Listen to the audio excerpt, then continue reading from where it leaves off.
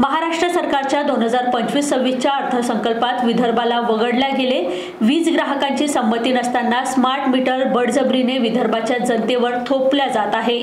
तसेच उच्च सुरक्षा वाहन नोंदणी प्लेट विदर्भाच्या जनतेवर लादून लूट केल्या जात आहे। याकरता महाराष्ट्र सरकारच्या निषेधार्थ विदर्भ राज्य आंदोलन समितीच्या वतीने नागपूर येथे बोंबाबोंब आंदोलन करण्यात आले।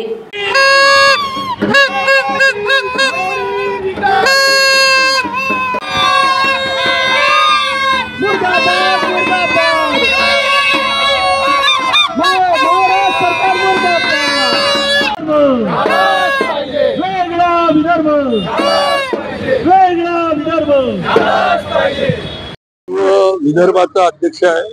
विदर्भ राज्य आंदोलन समितीने अनेक प्रश्नांवर आंदोलन केले। कोविड पिरियड मध्ये 200च्या वर आंदोलन केले।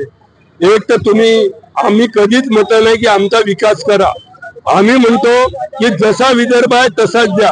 यांचा वैधानिक बोर्ड सुद्धा फेल झालेला आहे सरकारचं, म्हणून यांचा काही अर्थ आलेला नाही।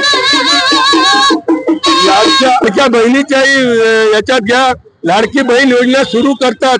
500 रुपयाचा सरकारी स्टॅम्प 500 रुपयांनी वाढवला।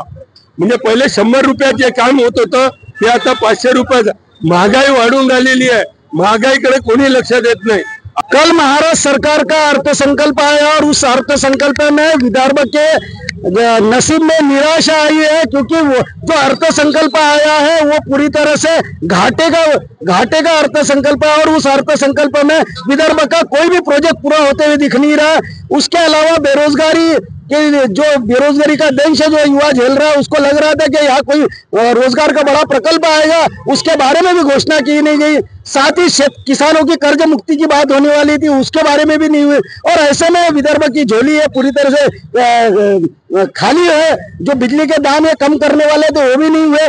और क्योंकि सरकार कर्ज बाजारी सरकार है, और आज इनका जो बजट है वो डेफिशिएट का बजट है। 45,810 करोड़ रुपए का डेफिशिएट का बजट होने की वजह से और कर्ज बाजारी सरकार होने की वजह से विदर्भ को ये कुछ दे नहीं सकते। इसलिए विदर्भ राज्य आंदोलन समिति आज यहाँ पर निषेध कर रही है। और महाराष्ट्र सरकार का निषेध यहाँ पर करके महाराष्ट्र सरकार को चेताने वाली है, महाराष्ट्र सरकार चले जाओ।